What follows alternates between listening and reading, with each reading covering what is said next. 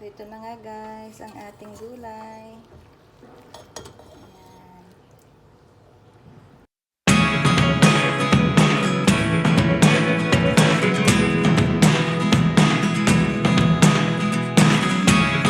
Never really know what's going on.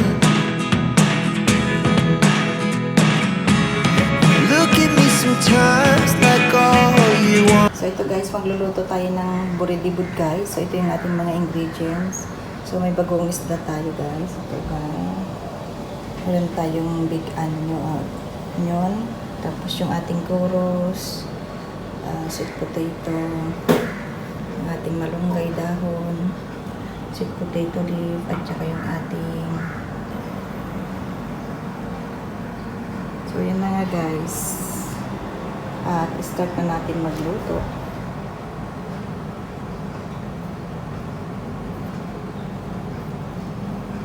So, nagpakulo na nga tayo ng tubig. Ayan.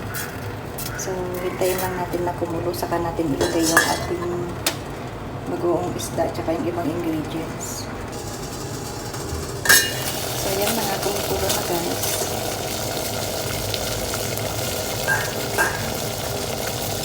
So, pwede na natin ilagay yung ating bagoong isda.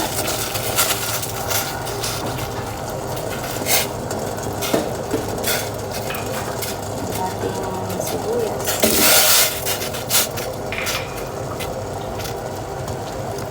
At itong ating churros.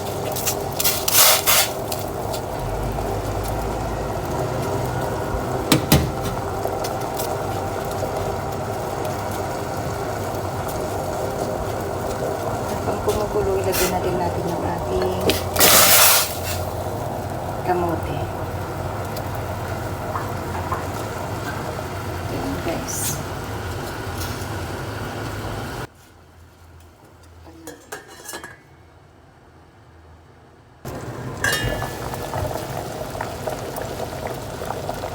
So, yan na nga at kumukulo na. Naging purple na yung ating sabaw. So, pwede na natin ilagay yung ating gulay.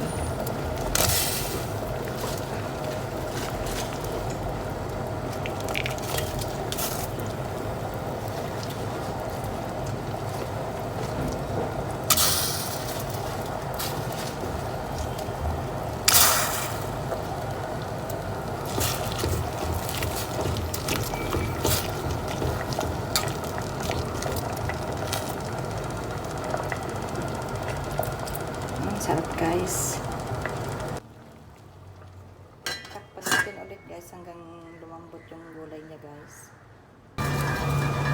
So yan guys, tikman natin ulit. Check natin and tikman natin yung lasa.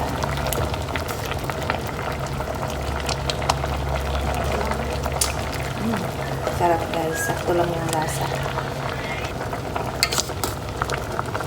Check natin yung ay malambot na guys yung ating ayan.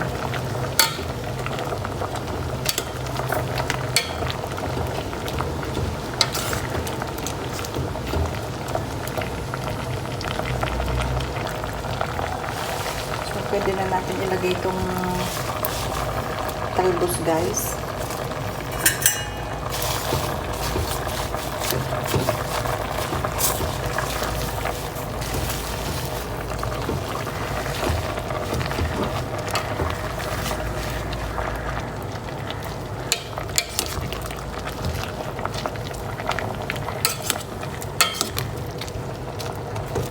Ayan guys, paluto na. Tapos ilas na natin itong gulay na ano guys, dahon ng malunggay. So yun na nga guys, ilagay na natin yung dahon ng malunggay. Napakasarap guys. Lutuin lang natin sandali yung dahon ng malunggay. Luto na guys. Ganyan lang guys ang ating buridibud. Ayan guys. Ay. Sarap guys.